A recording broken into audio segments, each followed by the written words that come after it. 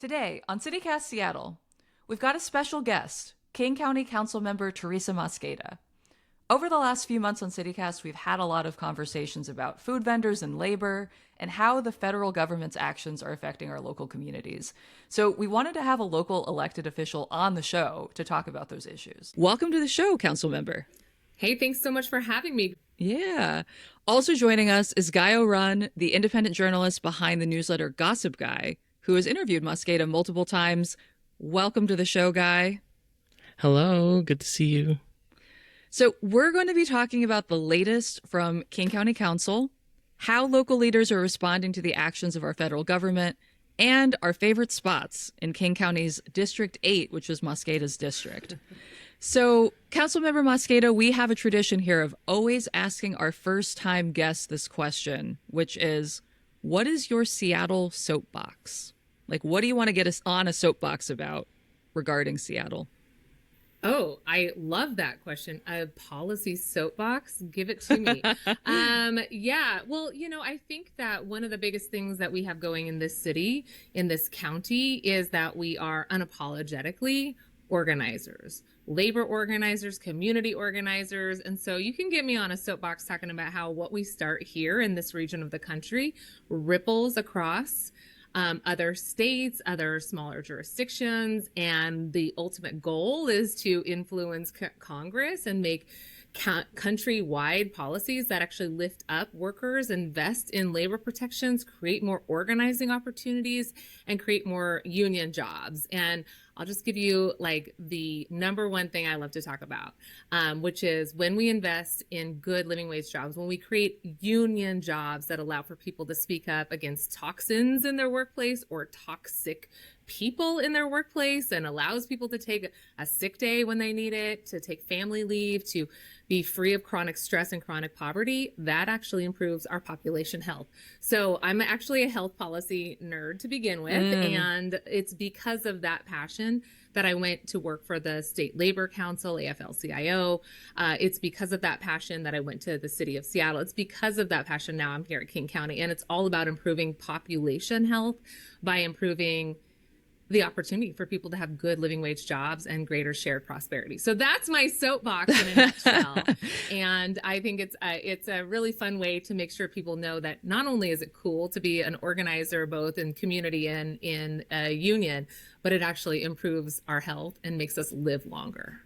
What you said about how what we do here really sets the stage for other places. The first thing that came to mind for me, especially in terms of labor, is $15 minimum wage. I feel like that immediately changed the conversation around the country about what a living wage should look like.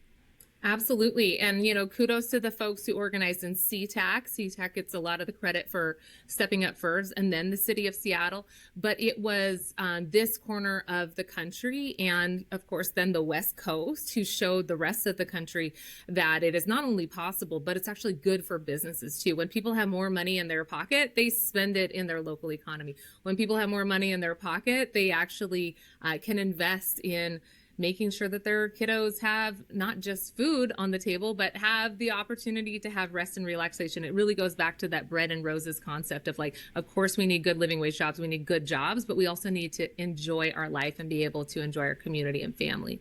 And I would also say that even before $15 an hour fight for increased minimum wage, we had the city of Seattle stepping up on wage theft protections before other jurisdictions did. We had the city of Seattle stepping up on sick leave protections before other jurisdictions did. And when I was able to get into Seattle City Council, we were the first city in the country to pass a domestic workers' bill of rights.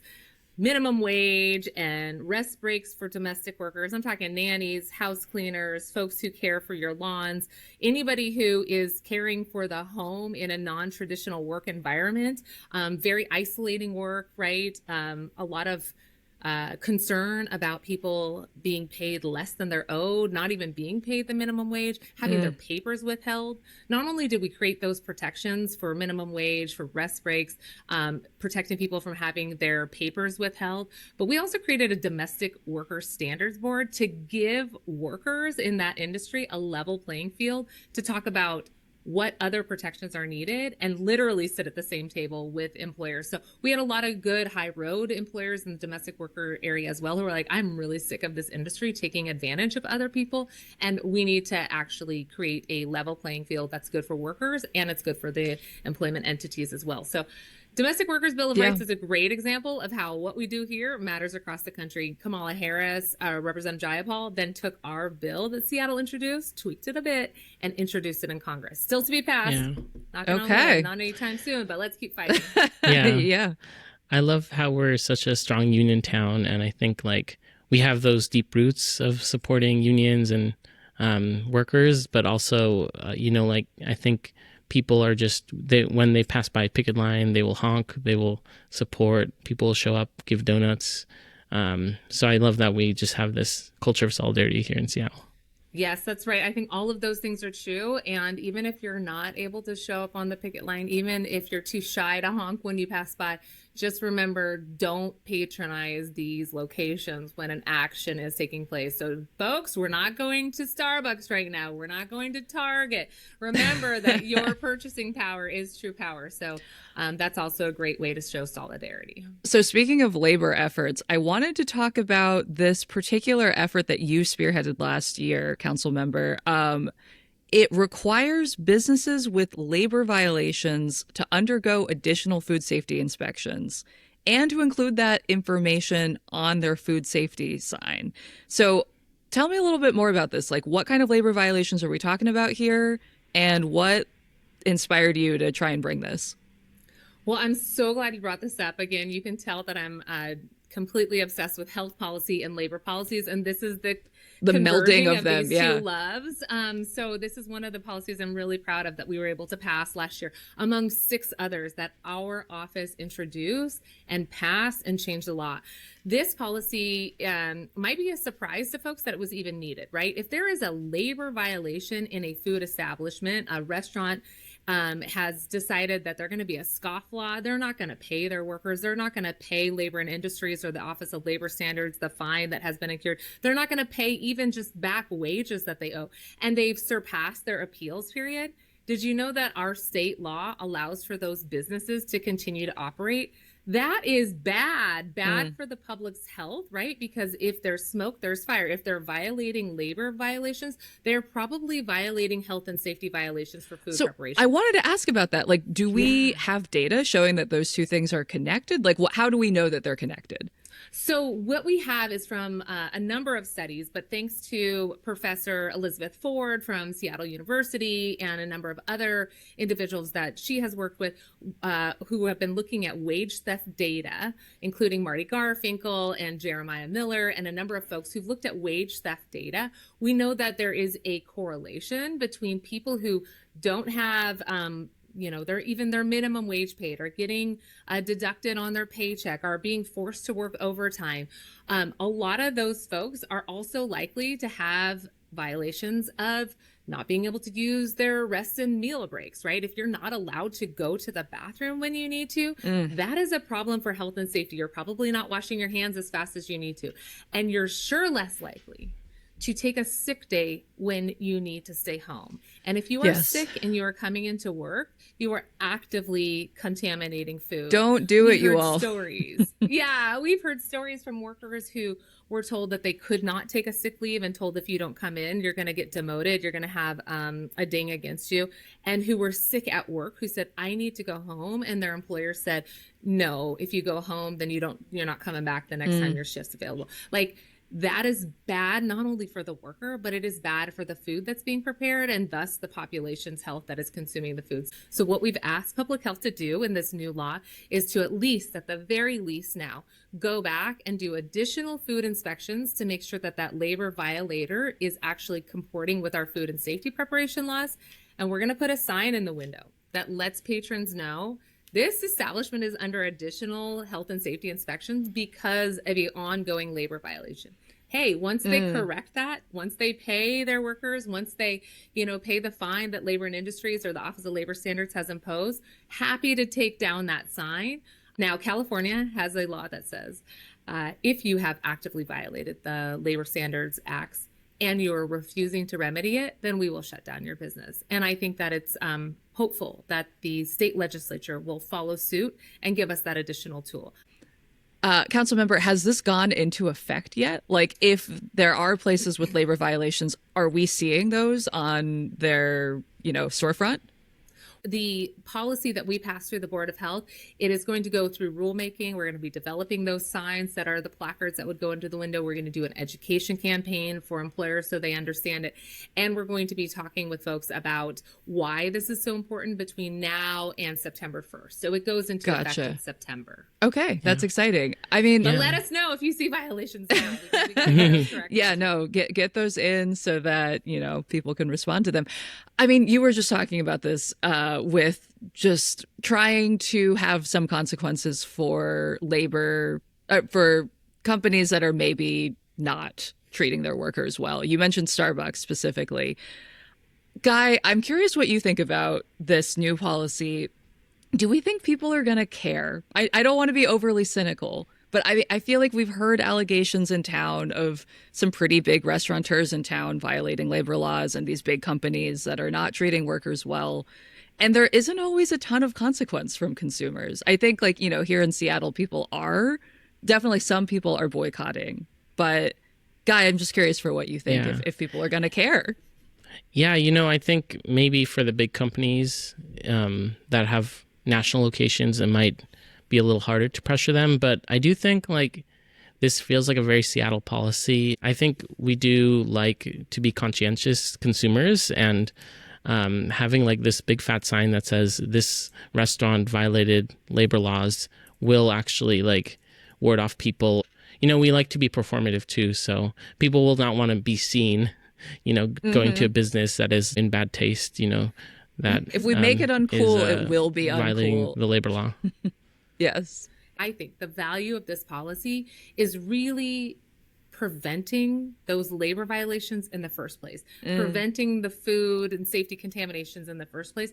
When employers know that there is a potential consequence, that means an embarrassing sign is going up in the window and additional food inspections. The value of this is helping to educate others that there actually is going to be consequences now. Mm-hmm. Just basically an immediate disincentive to try and get people to do the right thing if they weren't already going to do the right thing. Exactly. Yeah. A strong education campaign.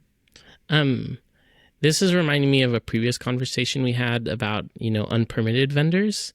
And I think since COVID, we've seen a lot more nightlife and bounce back, and a lot of taco stands and other vendors pop up, especially in places like Capitol Hill.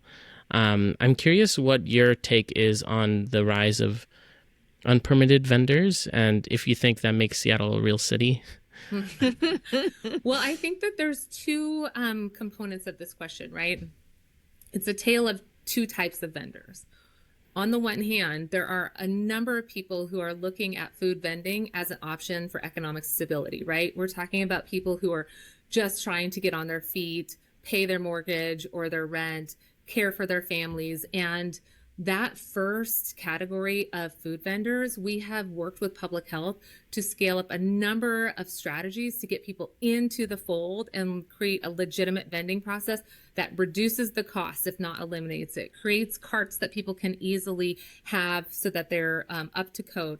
I have put funding into the budget the last 2 years trying to figure out if there's a way for us to do basically more education along with some portable hand washing facilities for some of these vendors, because having hand washing facilities and appropriate refrigeration on site is expensive, and we need to be able to reduce the cost there. And that seems like the two biggest violations that are typically cited when those people are shut down. And we've increased the number of people who within public health have multiple languages that they speak, including educational materials in multiple languages as well, and really encouraging people to go out and introduce themselves, create a relationship so that government right now is less scary.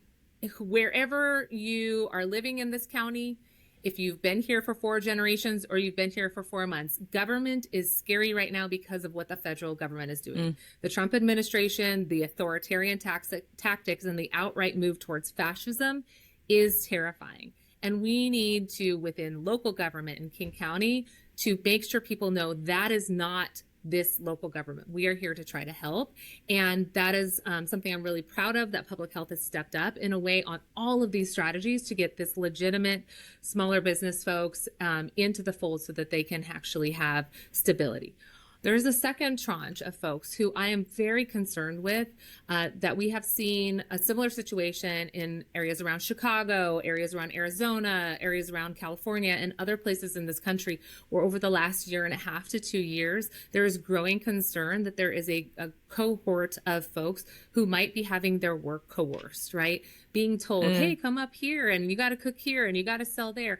And I want us to be in partnership with places like LA, Coconino County, Cook County, to figure out how we're getting folks who might be in an unsafe work environment back into services and connected with help, and get them onto a path to greater economic stability so that they don't feel like they have to potentially cook or vend for someone who is coercing their labor. And I say that with all the recognition of the gravity and the horrific nature that coerced labor has, right? I recognize that those are scary words to use, and we need to be eyes wide open that this is happening in other jurisdictions as well, and figure out ways to get people into safe situations. Any type of coerced labor that's occurring in our county, we need to be getting people into the services they need. And I just want to make sure folks know that is something that we are actively working on, and we should not conflate every vendor with someone who might not be having their labor decisions being made on their own part, right? We want self-determination on where workers are at. I don't want folks to conflate the type of workers that we're talking about, but just to recognize that we need to have two approaches to getting people into safe working conditions and getting them into legitimate businesses. If I'm like out, I had a couple drinks, I'm out in Capitol Hill and I want a hot dog at 11 p.m. There's like so many stands, like you walk around Pike and Pine. How do I know those folks are like, legitimate small businesses versus, maybe being coerced into that work? The best thing to do, and I'm wearing my Board of Health hat right now, the best thing to do is look for the placard that has the smiley face. We passed the law last year, Board of Health, to make it so that, carts and food trucks and any food vendor that's out there, umbrella or a roof over the vehicle, that the vendors who have gone through the food inspection process have a smiley face. So excellent, good, fair, okay. I eat at the okay places all the time, and it's fantastic, right? But do look for the smiley faces. That's your best indicator that they've gone through the process. Well, you heard it here first. Councilmember Mosqueda says eating at the okay ratings is okay. If it has a smiley face of any kind, it's okay with me, and I absolutely would eat there. Councilmember Mosqueda, you mentioned that government can be a scary place for people right now. As you all know, ICE has recently shot people in Minneapolis and Portland, and there have been protests here in Seattle calling for ICE to leave our community. And I've seen more people talking about what can actually be done at the local or even state level to do that. For starters, I know we're a sanctuary city. I'm curious if you can say a little about what a sanctuary city actually means. I think a lot of people have questions about what the boundaries of that really are. Mm-hmm. Well, there's 3 things I'll tell you that we're doing at the county, because we're a sanctuary city in the city of Seattle. We're a sanctuary county here in MLK County, and we're also, I would say, a sanctuary state. What Councilmember Baron and myself did mid-year last year was we expanded the sanctuary county policy. That means that we wanted to make sure that we're doubling down on all of the protections on existing data and ensuring that no entity is actually actively sharing data with ICE or any of the federal administration that can use it for immigration purposes. Not only that, we put in the statute that we want a catalog. We want a full list of all of the technologies that we have that could potentially be used against residents of this county. And you guys see that this is happening for, lawfully permanent residents, U.S. citizens as well. We need to ward off this data from ever being used. One of the best ways for us to do that is not to collect data that could ever be used in this way. We can try to say in all the different fashions, like, hey, we promise we're not going to share this, but ICE clearly, the Homeland Security clearly, the federal administration clearly is intent on getting around any firewalls that are in place. So one of the things that we're trying to do is to scrub the county's intake process to get rid of information that could potentially be used in ways that was never intended to target residents of this county. We also said that we wanted there to be protections for any of our contracts that are currently in place. We also want them to agree to the same principles that King County has, that we will not use this data or we will not share this data with ICE. So those are some of the ways, like really concrete ways, that a welcoming county policy is working to try to protect residents. The second thing I'll say is that's not enough. So with that list of data that we're getting, our team, Melanie Cray, shout out to Melanie on our team, we are working on pulling together King County's own surveillance technology ordinance. Folks might remember Seattle has a surveillance technology ordinance that in multiple ways tries to prevent data from being shared with entities that would use it against the values of the local jurisdiction. Our hope this year is to get that list back from the ordinance that we passed last year, get the list and put into place protections so that we're not collecting the data, we're scrubbing existing data, and we're preventing that data from ever being shared with other entities with the surveillance technology policy. This can also prevent us from ever being in a situation where we're finding out through the press that departments within King County are using surveillance technology that the county never authorized, right? Flock cameras should not be used here. They are actively violating human rights, and they're actively surveilling and sharing data with ICE. So we want to make sure that any data collecting technology is first daylit for the council, and there's an active discussion about what it is, and also have some protections in place about what types of surveillance technology will allow and what we won't. And then lastly, I will say we're also trying to make sure that any future contracts, as a condition of receiving this contract, anything over $100,000 that gets contracted out from the county, not a penny of those dollars can be used for coordination and cooperation with ICE. So we're trying to put in place in every possible policy protections from collusion with ICE. Mm-hmm. So in terms of protecting data, a report just came out from UW's Center for Human Rights that the state has been sharing driver information with ICE. I mean, what can be done about that? Is that something that you all have been talking about on King County Council?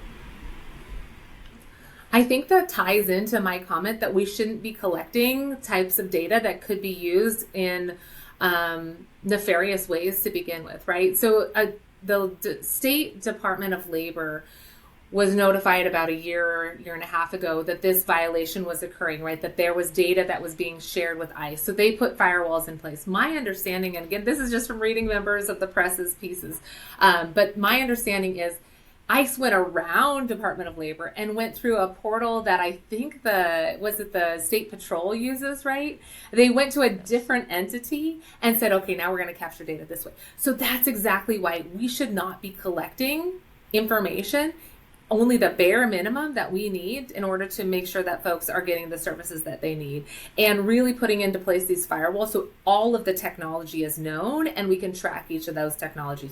That's similar to what we're trying to do at the county. But I know folks at the state level, our state legislators just started to convene session yesterday, and this is top of mind for some of our friends there as well. Lastly, I'll just say, this is no surprise, right? This is true authoritarianism, and as I mentioned, creeping fascism. What we saw with people being shot point blank in the face, not only Minneapolis, but folks in Portland being shot as well, this is terrifying. And we need to step up into this moment and recognize it is not an exaggeration to put these protections in place to ward off fascism. Fascism and authoritarianism, their playbook requires institutions, politicians, organizations to kowtow and be scared and step back and thus be complicit and compliant with the strategies, the ongoing onslaught against our human rights. So in every institution, at every government level, we must be demanding people put into protections and with full force and a full throat fight this type of attack. But we have to look at this with eyes wide open and recognize that's the urgency in which we find ourselves in. This was all written out in the 2025, project 2025, and they are intending to shock and awe us with attacks on every level. But we're neither shocked nor are we awed. We've seen this play out. We are no stranger to these strategies. It's just happening all at once and with so much less of a veil over what they're trying to do. I'm glad you mentioned the surveillance data because one of the ways we've seen this administration is they are hiring Palantir. They are really going for facial recognition and license plate readers to really target immigrants and our neighbors. So making sure there's as little training data as possible, as few inputs for King County residents is really important to keep folks safe. That's exactly right. One of the other ways I think that this is playing out at the federal level is slashing funding for things. I feel like we are not able as a state or as a local city, county, to depend on federal funding necessarily as things are getting cut. So, Councilmember, I know you recently joined the Sound Transit Board, which is currently facing a $35 billion budget gap in implementing future projects. And I saw that the agency's CEO for finance told the Seattle Times back in August that it's expecting about 13% of that funding to come from the federal government. And so far, I don't know that we've seen any transportation cuts in particular, but I'm curious for your thoughts.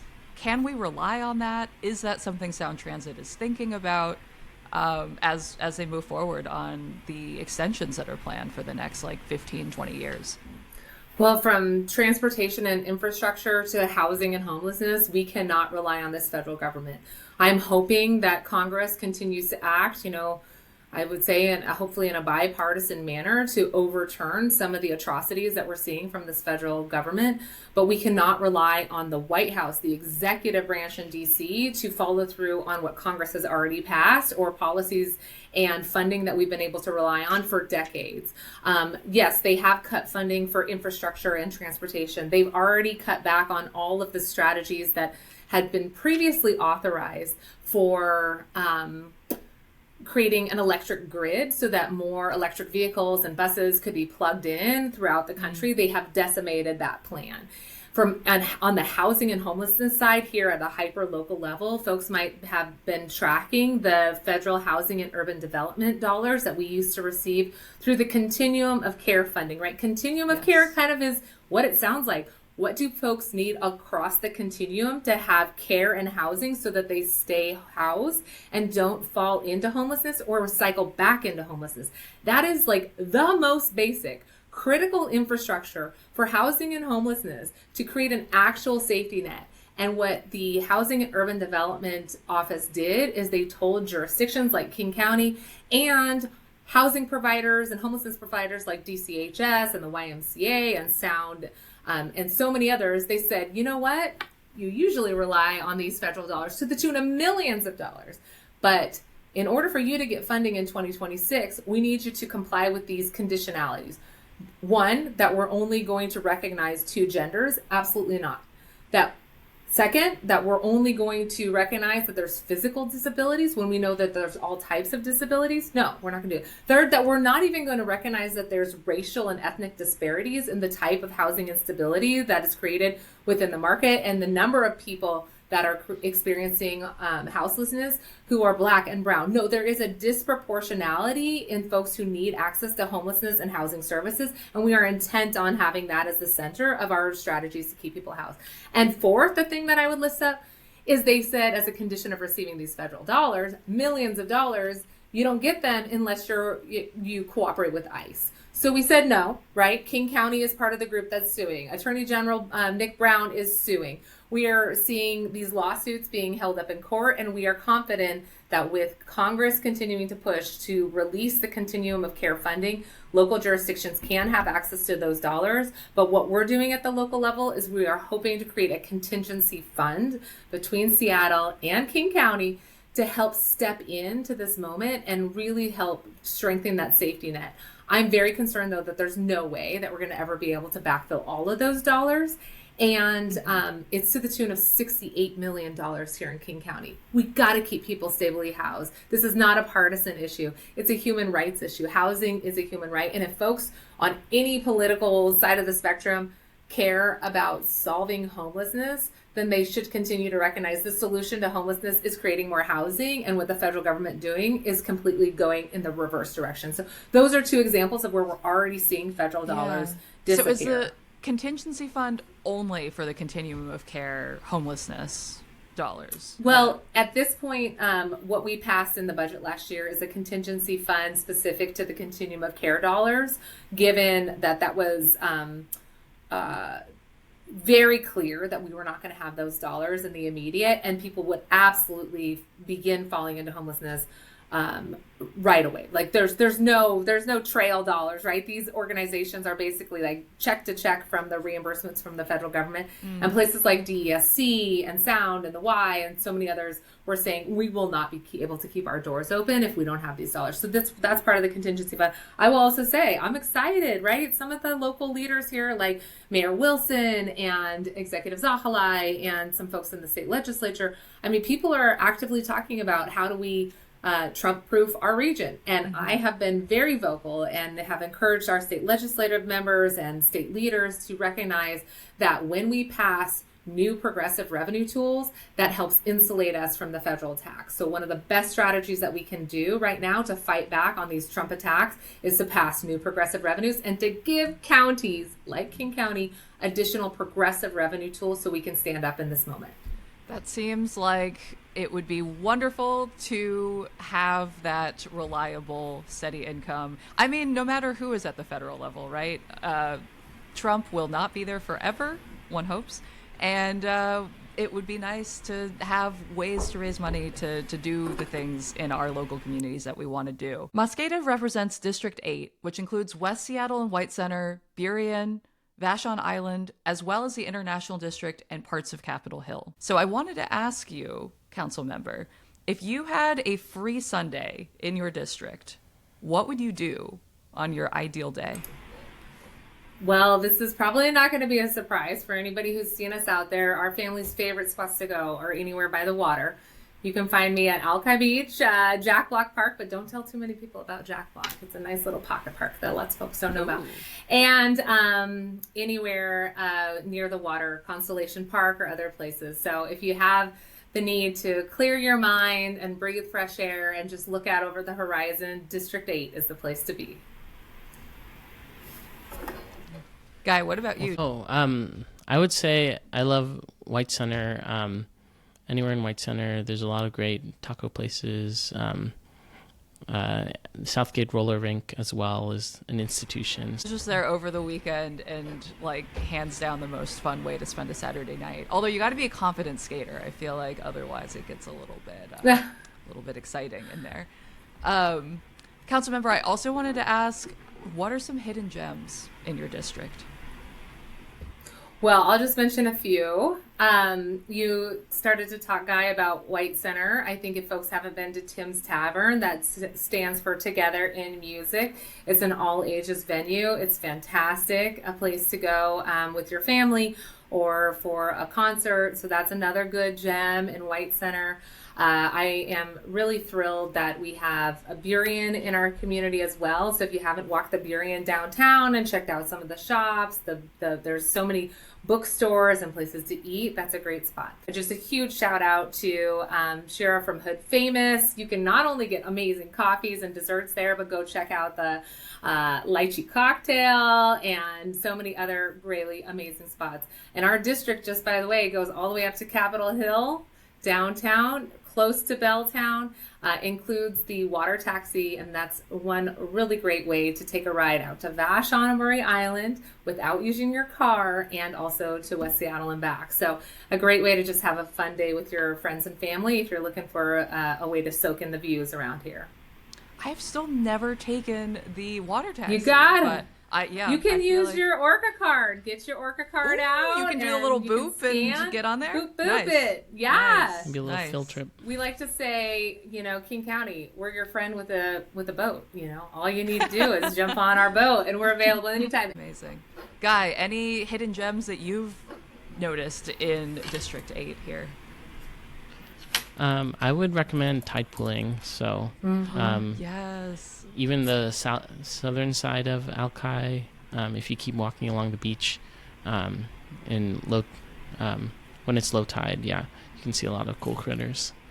It's called Constellation Park. I used to call it South Beach because that sounds cool too. But yeah, it's an awesome beach down there. I'm glad you mentioned that. Mm-hmm. Our producer, Sam J. Leeds, also mentions, I believe, dock fouling at the West Seattle Ferry Terminal. You can usually see some cool critters under there as well. Well, Councilmember Mosqueda, I know you are busy and you probably have a lot to get to. So I wanted to say thank you so much for joining us here at CityCast Seattle today. Well, thanks so much for having me. This is a lot of fun, and I hope to see you around District 8. Yeah. And Guy Oron, thank you so much, as always, for being on the show today. Thank you. And listeners, we want to hear from you.